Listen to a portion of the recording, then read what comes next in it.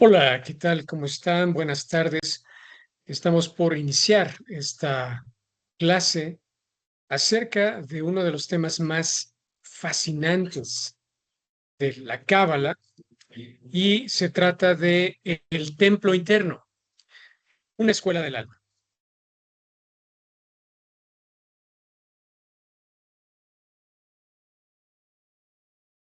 Pues bien, lo primero que hay que tomar en cuenta es que el ser humano busca trascender sus limitaciones. En este sentido, el ser humano ha percibido desde siempre que hay una dimensión más allá de lo físico. El ser humano ha reconocido que existe una dimensión de lo sagrado. Lo sagrado es aquello que nos separa de lo profano, es decir, de lo cotidiano, eh, de el universo puramente físico, material, y que nos acerca a una dimensión mucho más profunda y a la vez más elevada. Buscamos entonces la posibilidad de trascender estas limitaciones del universo material y reconectarnos con otras dimensiones de la existencia que, de acuerdo con la Kabbalah, implican distintos universos.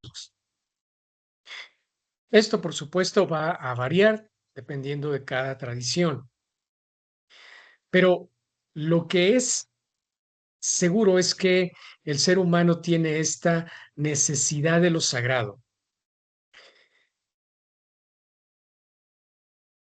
¿Por qué hablo de una necesidad? Porque estamos ligados tanto a nuestra naturaleza física como a una parte de nuestra naturaleza que es de origen divino. Y esto se ha visto reflejado desde épocas muy remotas de la humanidad o más bien a través de la arquitectura. En este caso, en la imagen estamos observando uno de los ejemplos más antiguos de templos. Estamos viendo el templo monolítico de Stonehenge. Ahora bien, se ha especulado mucho alrededor de este tipo de monumentos. Se les ha querido relacionar, por supuesto, con lo religioso, pero gracias a los estudios arqueológicos se ha encontrado información muy interesante en estos mismos monumentos eh, que nos permite reconocer que también eran una especie de observatorios astronómicos. En este sentido, lo cósmico está íntimamente relacionado con esta noción de lo divino. Gracias a esto, podemos entonces descubrir y reconocer que cada uno de nosotros, cada alma humana, es una especie de fragmento del infinito. En Kabbalah, el infinito se denomina Ein Sof. Por supuesto que Ein Sof en otras tradiciones también ha sido denominado como Dios. Pero lo más importante es que existe una conexión con esta fuente infinita, esta fuente primordial, y existe en nosotros un anhelo, una necesidad, como lo comentaba anteriormente, por lo que es trascendente. Porque esto, de alguna manera, nos recuerda nuestro origen divino, es decir, nuestra esencia verdadera. De esta manera, entonces, podemos considerar que cada alma es como una especie de semilla que busca la luz del sol. Obviamente, el sol en este sentido vendría a ser la fuente infinita.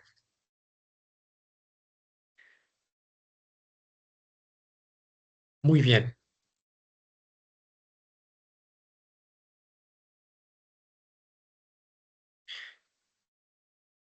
Entonces, en el ser humano existe algo que se reconoce como un deseo de reunificación.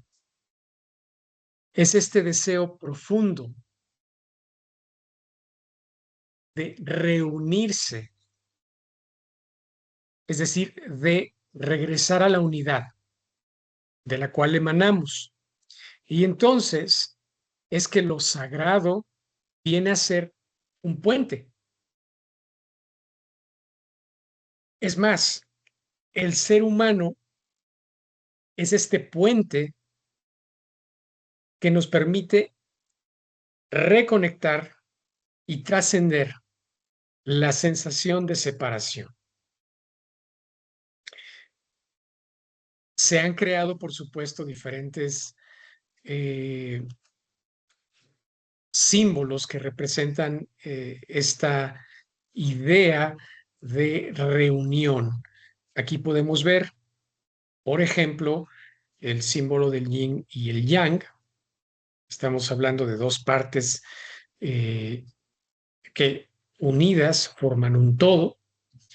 Vemos también esa estrella de David que implica también la noción de unidad.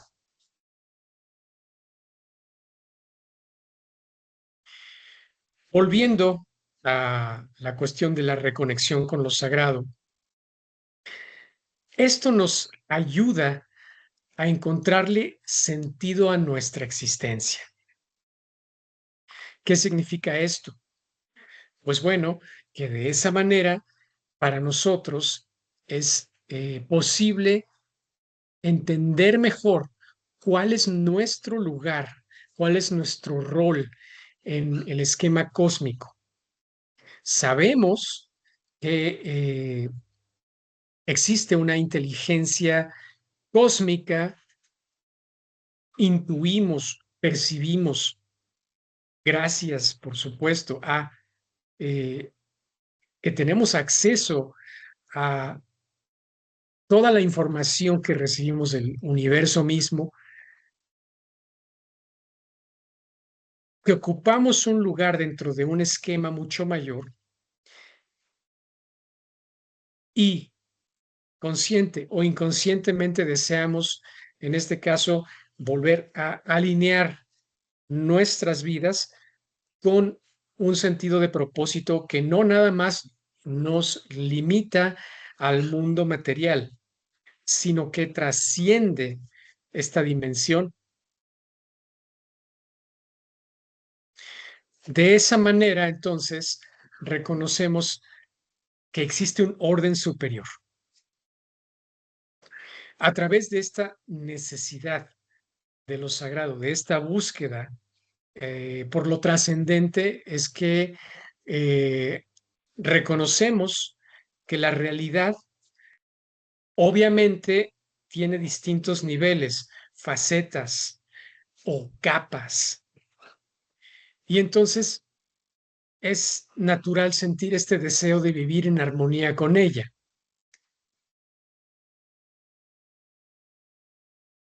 ¿Y por qué es esto? El sentirnos que solamente estamos ocupando una dimensión material y que, como todo lo que sucede en este universo, tiene un ciclo que implica un inicio, un proceso de crecimiento, desarrollo y su posterior decadencia. Esto nos puede llenar de angustia, de incertidumbre. ¿Qué es lo que va a pasar? O sea, nada más vengo a este mundo momentáneamente. ¿Para qué? Si al final voy a morir. Entonces, frente a esta incertidumbre, frente a este sufrimiento que sentimos eh, debido a que nuestra existencia se percibe como finita, es que lo sagrado nos ofrece un consuelo y una esperanza.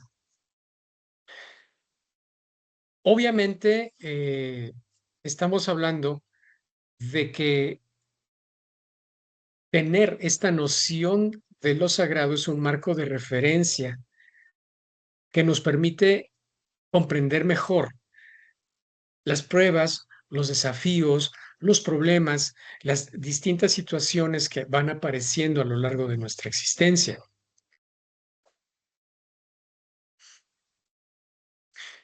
Ahora bien, enfocándonos un poco más en el punto de vista cabalístico, existe un concepto que se denomina como tikkun olam, que significa literalmente la reparación del mundo. En este proceso, primeramente, se reconoce que cada ser humano, la humanidad como colectivo, juega un papel muy importante en la restauración de la armonía cósmica. Es decir, que hablamos del cosmos como un sistema dinámico, el cual está compuesto por distintas partes y cada parte funciona de manera, vamos a ponerle así, automática. Sin embargo, como ocurre en cualquier sistema, suele haber fallas y estas fallas en alguna de las partes obviamente tienen una repercusión en el resto del sistema que puede resultar desequilibrado. Estamos hablando, por supuesto, de ciertas anomalías que tienen que ser corregidas. De lo que estamos hablando aquí es que este propósito esencial de la humanidad es precisamente entender el sistema, reconocer las anomalías y hacer lo necesario para rectificar, restaurar o ayudar a restaurar el sistema. En este sentido, podría decirse que inclusive el ser humano es una anomalía eh, y el trabajo principal comienza no con querer reparar el cosmos, sino más bien con empezar a reparar o a rectificar el microcosmos que somos cada uno de nosotros. Pues bien,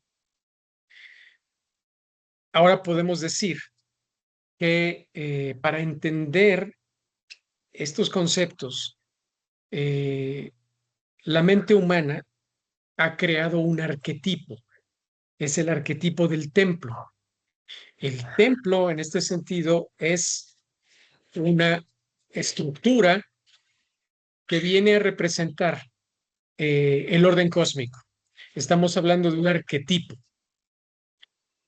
Un arquetipo es un modelo y no solamente nos referimos a un edificio físico, sino también a un estado de conciencia. Por eso es que estamos hablando de que esta estructura, este sistema dinámico, eh, se manifiesta desde lo micro hasta lo macro en el cosmos, en todos los niveles. El templo, en este caso, viene a ser una representación en miniatura del macrocosmos.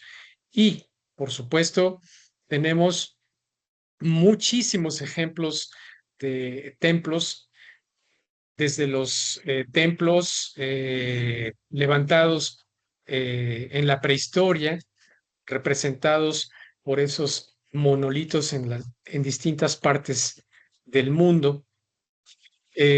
Por supuesto, estamos hablando también de eh, los templos que se levantaban en la región de Mesopotamia.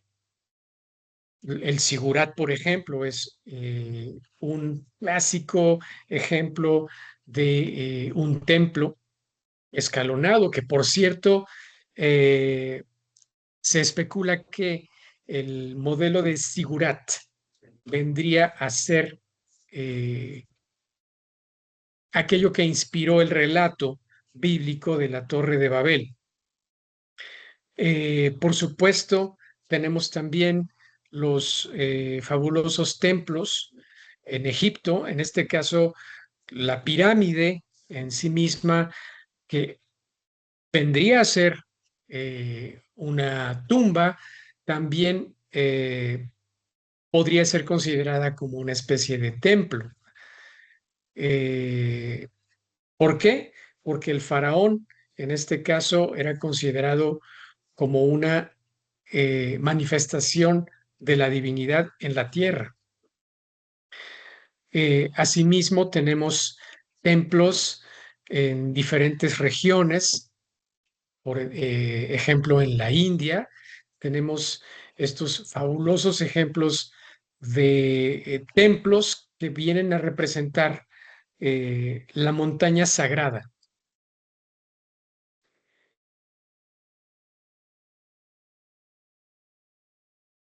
Muy bien.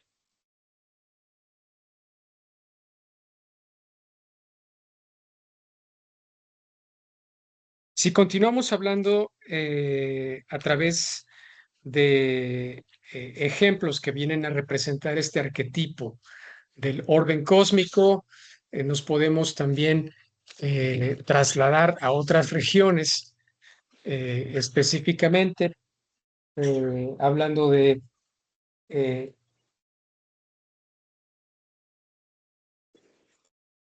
el templo eh, prehispánico o los templos más bien prehispánicos, eh, tienen también esta estructura piramidal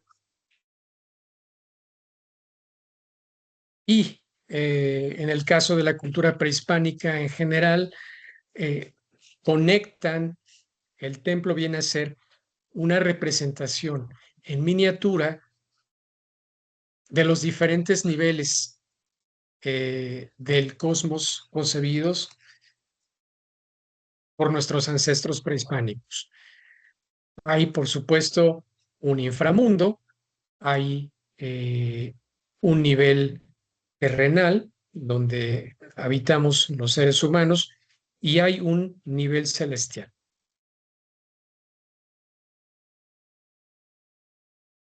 Muy bien. Ahora, en el caso de la cultura del Medio Oriente y en particular en el caso de la cultura hebrea, tenemos un arquetipo de templo, una estructura que ha servido de modelo eh, para la cultura occidental en general. Y este es el modelo del tabernáculo. Eh, para los hebreos, y en particular en el caso del judaísmo, y por supuesto en el caso de la Cábala, que es, surge del judaísmo, el tabernáculo es un reflejo de la creación. Hablamos entonces de que, de acuerdo con el Éxodo, el profeta Moisés recibió información directamente de Dios para construir este arquetipo, este tabernáculo, que es un santuario en la tierra. Y el propósito de esta estructura era el de actuar como un reflejo de la creación para que la divinidad pudiera manifestarse. Sin embargo, estamos hablando no solamente de un lugar, eh, una estructura física, sino que estamos hablando de un templo interno. Es decir, que si tomamos en cuenta que el tabernáculo es un arquetipo que puede ser construido en un lugar levantado en un sitio, asimismo, internamente cada uno de nosotros puede construir este templo que viene a ser un reflejo vivo de la creación. Es decir, nosotros mismos, cada uno de nosotros, seríamos un reflejo viviente de la creación.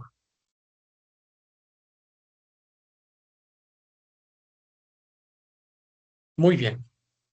Ahora, hablando específicamente acerca de el tema del tabernáculo del desierto, existió, o más bien se dio todo un proceso de preparación antes de construir el templo. Y esto implicó, por supuesto, eh, primeramente, ingresar o llegar a Egipto. En la Biblia, Egipto, que es Misraim, eh, viene a ser precisamente el momento en el que el alma humana ingresa en el cuerpo. Esto es bien importante tomarlo en cuenta, porque no estamos hablando solamente de un relato que debe tomarse literalmente, sino que si nos vamos eh, más allá al siguiente nivel de interpretación y comprensión del texto bíblico, entonces Egipto, lo repito, es el cuerpo humano y los hebreos vendrían a ser las raíces de las almas que ingresan al cuerpo, que se encarnan en un cuerpo físico en este mundo material. Esta noción es básica, es muy importante tenerla en cuenta. Es entonces que, de acuerdo con el relato, eh, cada una de estas raíces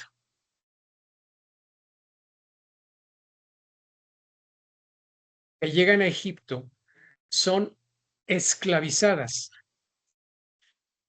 Y es entonces que el faraón les quita su nombre.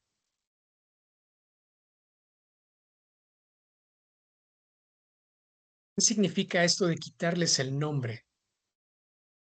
Es decir, que se olvidan, como sucede precisamente con cada uno de nosotros al encarnar en este mundo, nos olvidamos de quiénes somos, de dónde venimos. Tenemos una noción, intuimos que somos algo más allá, que traemos una misión de rectificación, pero nos olvidamos. Y esto es así porque el cuerpo humano es muy exigente. Debemos primeramente satisfacer las necesidades físicas. Y una vez satisfechas las necesidades del cuerpo, es que podemos entonces eh, contemplar, pensar, reflexionar en quiénes somos, por qué estamos acá. Entonces, Moisés recibe esta información que le va a permitir sacar a los hebreos de Egipto y llevarlos a través del desierto en una peregrinación de 40 años, durante los cuales sucedieron muchas cosas que vale la pena analizar, pero bueno, como un tema aparte, ahorita nada más voy a mencionar algunas cosas importantes. Eh, Se tiene que dar este proceso de purificación, este proceso de concientización. La idea, por supuesto, es que estas almas tenían que abrir los ojos, tenían que eh, pasar por situaciones que les permitieran sacudirse del yugo del cuerpo. Por supuesto, entonces, una vez que empezaron este proceso, se dieron las condiciones para la construcción del templo, la construcción del tabernáculo. Y aquí lo podemos observar en algunas citas de la Biblia. Tenemos esta donde dice así: habló el Señor a Moisés, di a los hijos de Israel que traigan ofrendas, vosotros las recibiréis para mí de todo aquel que las ofrezca de buen corazón. Lo encontramos en el libro del Éxodo, capítulo 25. Entonces, ¿qué significa esto?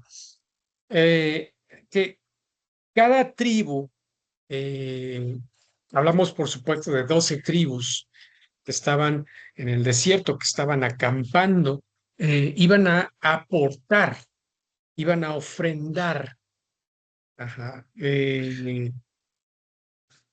lo que para ellos representara un tesoro, algo importante, se tenían que desprender precisamente. Entonces es esta actitud, esta intención de desprendimiento, de otorgamiento, lo que comienza entonces a eh, crear las condiciones para construir este templo. Acá tenemos que precisamente la clave de este pasaje es la actitud con la que se ofrece. De acuerdo con, bueno, desde la perspectiva cabalística, esto está centrado en el árbol, como vemos ahí, en la tríada del alma, que está constituida por estas tres sefirot. eh, y vemos que tenemos a Gesed, Gebura y Tiferet. Entonces, mientras que Gebura es la justicia, la severidad, la disciplina, Gesed, la misericordia y el amor, Tiferet es la belleza y la verdad. Entonces, estamos hablando de que debe darse esta armonización. En otras palabras, es precisamente el aprender a utilizar los recursos materiales de manera correcta. Las riquezas son un ejemplo, pero también estamos hablando de la aplicación de las destrezas físicas, así como los dones intelectuales de cada persona para la construcción de un santuario.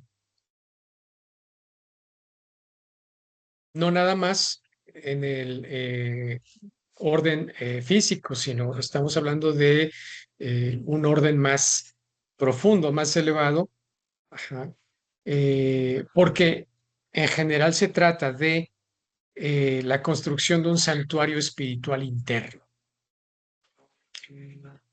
precisamente. Entonces ahí tenemos nuevamente esta triada y repito, la clave está en la actitud con la que ofrecemos. O sea, no es una actitud de ofrecer de manera renuente, remolona, eh, de ser despojados de algo, sino más bien con esta actitud de desprendimiento sincero. Vamos a ir analizando eh, los elementos que van a ir conformando la fábrica de este templo y unos de los materiales que están representados eh, en el texto bíblico como parte de eh, la construcción del tabernáculo y los objetos que contenía eran los metales. Los metales tienen un significado esotérico. Los metales eh, se utilizan mucho en escuelas esotéricas, en la magia, por supuesto, en la fabricación de talismanes.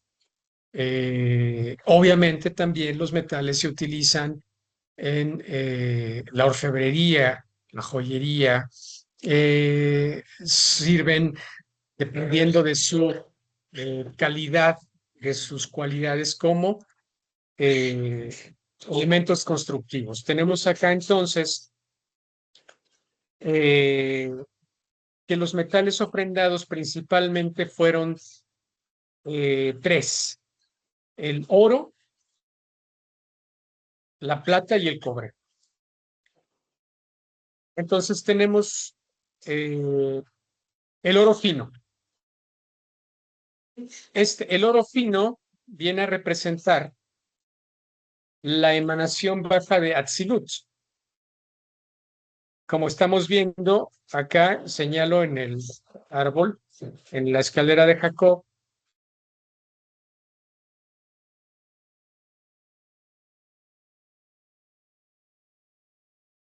el mundo de la emanación divina. Después tenemos el oro común, que viene a representar el mundo de Bría. La plata, esta representa el mundo de Yetzira. Y finalmente el cobre viene a representar el mundo de Asía. Entonces, ahí están representados los cuatro mundos de la Kabbalah en cada uno de los metales, que son el oro fino, el oro común, la plata y el cobre. Muy bien.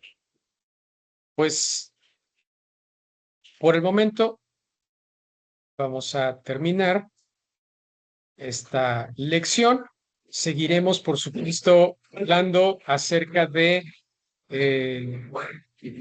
los metales, los materiales que se han empleado para construir el templo del desierto, el tabernáculo del desierto, pero que asimismo nosotros podemos comprender como parte de nuestro propio templo interno.